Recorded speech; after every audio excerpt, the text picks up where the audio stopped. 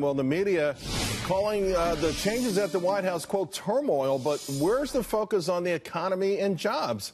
To Wall Street Journal editorial page writer Jillian Melchior, along with Fortune executive editor Adam Lashinsky, and After the Bell co-host David Asman. All right, folks, here's the thing, Jillian. In the past, we judged presidents on jobs, wages, keeping inflation relatively calm, global peace and prosperity. Well, last year, the number of deaths from terrorist groups was almost cut in half. We saw violent crime down big time in America. We saw first-year jobs for President Trump, almost 2.2 million versus a loss of 3.4 million for Obama and a loss of almost 2 million for Bush. That doesn't make it. Again, the central focus on the rate of turnover at the White House is dominating the news today. And I do think it's newsworthy, no doubt about it.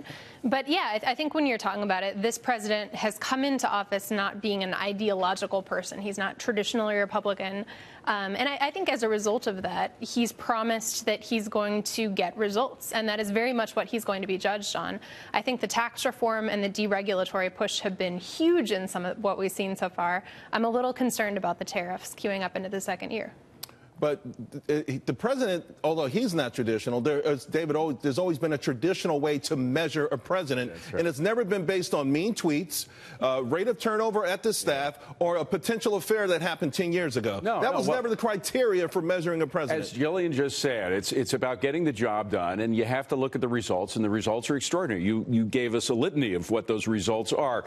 The main thing is what this president is doing. One reason he's getting results is because he's not doing things the old way. The old way was this collegiality. You had this beltway brotherhood, if you will. Everybody get along, et cetera. He's saying, no, if you don't perform or if you don't link up to what I want to do, you're out of here. That's what's happening. When something's not right, it's wrong. And particularly as we're going into some very key negotiations with North Korea, with Iran, with China itself, China mostly on economic affairs, but also with regard to North Korea, you really have to be linked up to the way the president's thinking. And in case of the Secretary of State, that wasn't happening. Right. And of course, Adam, last Friday, as the jobs number was being rolled out, 313,000, about 50 Wall Street firms had estimates. None had it that high. 800,000 people back into the workforce, almost a two-decade high. I looked around. We had we have the trees on the side with all the different networks. Stormy Daniels everywhere. I mean, come on, really. One affected perhaps one or two people. The other is a proxy for all Americans. Well, why does that not get the news it should? In my 3 daily print newspapers, I read about that jobs report Saturday morning and digested it, with gusto. So, Charles, with respect, and that's the key word here, with respect, I completely disagree with you. I'm honored to be on with Jillian. You and David and I have been disagreeing for years respectfully, and that's important. You said the president has never been judged this way before. That's because there's always been an understanding that the President of the United States behaves with respect.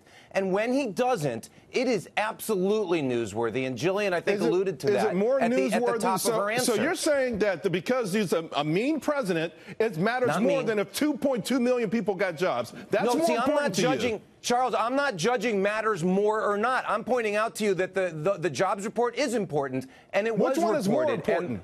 Those Stormy Daniels or people getting jobs in America? That's all I'm asking. Which one is more important? And I think the President of the United States behaving with honor, not meanly, but with honor, is a very important story. Right. I'm very just saying important again, for our children, for example. I just think it's so phony because you know what? These are the same folks out there. They stoke anger, they stoke animosity, and they're trying to make it a self-fulfilling prophecy. The media that you love, the media that didn't report the jobs number until your Saturday morning newspaper, but reported Stormy Daniels all last Friday, that's who I'm talking about, Adam. It's not fair to the American public because it stokes the sort of kind of anger and animosity that we don't need in this country, I think. I don't know. know. I don't think that achievement on one thing should prevent you from getting news coverage on another. There can be more than one thing in the news. So I don't think it's necessarily a zero-sum game of we cover this story at the expense of the other.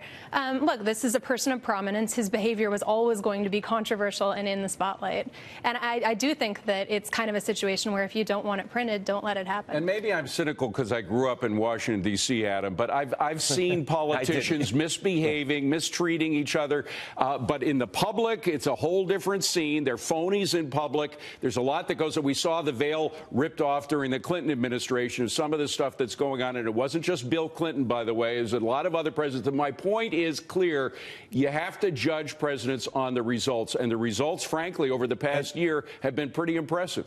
And, you know, and I'm going to get the language wrong here, but I think it was President Reagan who said that the United States needed to be the shining beacon on the hill. Well, President Reagan was a shining personality. He was. I would point him out as an exception to the rule. I don't think he was cut from the same cloth as Bill Clinton or David, Donald our aspiration Trump. has always been that the President of the United States is the leader of the entire world. Well, it's great to have a goal, but we don't always hit that particular goal. What we have to do is judge people on results. I think it was alluded to that America knew who they were hiring to run this country. Absolutely. And they got the person to do the job with respect to the baggage, the personal baggage that may come along with that. And all I'm saying is that it's unfortunate that the mainstream media doesn't think that these major accomplishments are worthy enough to lead the newscast rather than be something that falls in the middle of the paper or where someone incidentally may hear about.